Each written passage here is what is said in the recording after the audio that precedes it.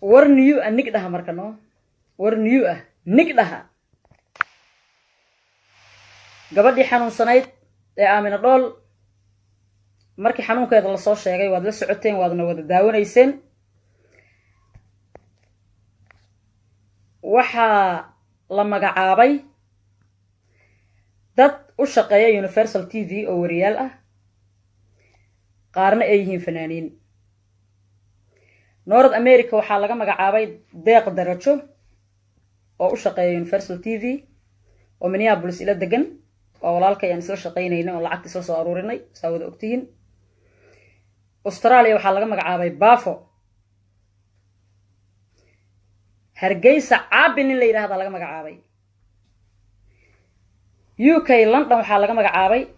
Maama Faynus Sheekh Daahir Xuseen Shire iyo Khalid Yare okay maxaa dhacay markay Salman Channel Turkiga laga magacaabay isagana inta soo qofood video wala duubay wala magacaabay waa ogeydeen Sooma waxa dhacday inta soo qof oo la magacaabay waxa la haayaa deeq darajo oo kaliya oo aan anigu caawinayay oo Minneapolis la degana ninka la yiraahdo Faarax Murtiile oo abwaanka ah lacag ayuu soo aruuriyay kamerana laga duubay waa la duubay lacagta markuu wareejinayay lamana soo deyn ilaa ay hadda Abuukar Mahdi ana ka duubay ninka la dhahayo Universal TV agaasime iyo wuxuu yahay maaqani Faynus Sheekh Daahir iyo asaga loo dhiibay asna waa duubay Maama Faynus waan ku hanweynahay waxay hayso in la helayaan aaminsanahay laakiin kaameradii laga duubay Maama Faynus lacagta markuu Faarax Murtiile ku wareejinayay wili lama soo deyn maalinkii la cilaamiyay Aamina Dhool in la caawiyo Universal TV maalinkii la cilaamiyeen ma Aamina Dhool in lacag loo aruuriyo ilaa iyo maanta lacag ay aruurinayeen dadka reer London oo aan eedaynayno oo leenahay London way jiifaan waa idin dhaliilayna horta London ay xaal qaata reer London xaal qaata waa xisaabtamayna meeshan waa la xisaabtamaya ninkii meel xaluunta maxaa la dhigi jiray usoo soo dhaqdhaqaaqa حسابا ماشان تاع حسابنا حلم لها reer London lacaga badan laga aruuriyay investigation aan sameeyay ilaa iyo xalay ilaa habeen hore waxaan ku jiray baaritaan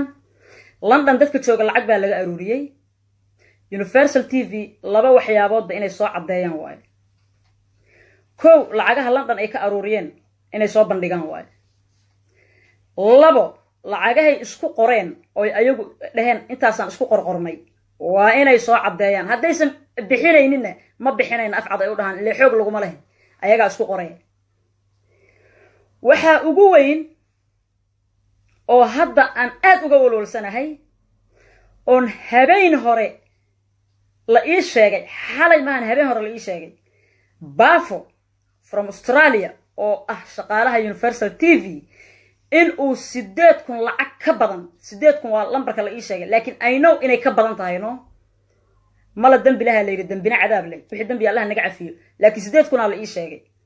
inuu haayo oo reer Australia ka soo aruuriyay Bafo lacagta markuu aruuriyay mar hore ahayd ilaan dhaqdhaqaaqa iyo aruurinta markii la bilaabay hadda ma ahayna bilaa ka soo wareegtay Bafo ilaa iyo hadda lacagta Aamina Dhool oo uga soo aruuriyay dadka Soomaaliyeed ee Australia degan sooma gudbin habeen hore ogaaday inuu 8,000 sheegayay oo North America dad jooga la hadlo ku yiri 8,000 u haaya laakiin Abuukar Mahdi aan ku diraaya Abuukar Mahdi iyo Universal TV lacagaha London ka aruuriyeen lagama haayo lacagaha London ka aruuriyeen lagama haayo cadayna lagama haayo lacagii Faarax Murtiile u dhiibay video-goodi hadday hadda xataa soo bandhigaan anaga we don't care laakiin markaad video duubto oo qof abwaan oo lacag soo aruuriyo video ka duubto san anigu soo bandhigay in soo bandhigay ahayd taas ka dhaaf Faarax Murtiile nool oo Faynus Sheekh Daahir joogto sida la sheegana Faynus way joogto meesha lacagta markii la wareejinayay marka waxa taas ka sii daran oo u qarsoon Universal iyo Abuukar Mahdi UK waxaan soo ogaaday investigation badan iyo baaritaan badan aan sameeyay in dad badan oo waliba business u badan lacag laga soo aruuriyay informationkooda iyo magacyadooda iyo businessyadoodana waa la ii soo wadaa magacyadooda dadka lacagta laga qaaday waa la ii soo wadaa saacado ii soo jiraa waana soo sheegaa wayna isgaran doonaan no Sir Maxamuud ilaahay khayr ha siiyo wuu ila shaqaynayaa Sir Maxamuud baaritaan fiican oo galay wuu ila shaqaynayaa magacyadii dadka lacagaha laga aruuriyay ee businesska ee Reeland dhan wuu soo wadaa waxaa marka la yaab leh baafo 100 maran u baaqay on dhahay brother lacagta reer Australia dir soo shub u dir Aamina Dhool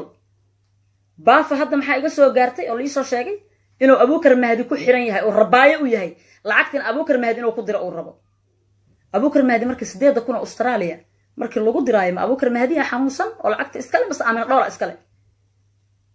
timir lafa ku jirta Soomaha meesha waxba ku jira baafo 8,000 iyo haday ka badan tahay Australia ka soo aruurisay waa soo direeno Aamina Dhool ku soo direy haddaadan soo direynina reer Australia haddaa imaqlaysiin lacagihii aad u dhiibteen baafo ka raadsada Aamina Dhool ma soo socdaanay ya marka aniga waxaan la yaabanahay Aamina Dhool qof jid laga helay miya kaalay ma qof jid laga helaa dad ma laha miya Aamina Dhool waa gabar xanuunsan waa hooyo Soomaaliyeed ilma agoona haysato dollar Aamina Dhool loogu tala galay qofkii cuna akhrintan la gaarin adduunku ku eedaano akhrintan la gaarin adduunku ku eedaa mana la cuni karo lama cuni karo baafo 24 hours hatta kuma siinayno Australia saacad waqtiga hadda u tahay ma aqaan aniga laakiin lacagtaas ina keento waayno Abuukar Mahdi ay baratay Abuukar Mahdi ma lacagta waa ruuso xanuunsan Universal TV aniga London aan joogaa gurigiiniyaan joogaa investigation badan waan sameeyay baaritaan badan waa inaad ka soo garbaxdaan Aamina Dhool lacagaha London ka aruuriseen waa inaad keentaan tii ay isku qorqorteen hadaad doontaan ka noqda hadaad rabtaan ilaa idinka iskala wixiina moogta laakiin tii dadka London ka aruuriseen oo hadda informationadooda oo Sir Maxamuud ii soo wado inaad banaanka keentaan waayo ma faynu Sheekh Daari wili lama kulmin insha Allah waa arki doonaa Ilaahay xifdiyo oo hooyo Soomaaliyeed waxay haysan oo ku kalsoonaa in la helaayo laakiin timir lafa ku jirtano ya baafo iga gaarsiiyay fariintan baafo 8,000 iyo haday ka badan tahay lacagta ay haysid Abuukar Mahdi hadaad ku soo qorto waa leedin ogyahay ana Abuukar Mahdi waa la ogyahay xalay ilaa iyo habeen hore ilaa iyo maanta investigation ilaa Australian la hadlaa yani UK-na waa ka adeegtay London waa ka adeegtay Sir Maxamuud kor Allah ka dhigo waan ku sugayaa mar dhow ii soo socdaa